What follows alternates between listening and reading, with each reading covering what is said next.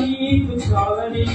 నా దయ నీపై ఉన్నదని నా రచయిత నిన్ను భద్రపరుచుకున్నావని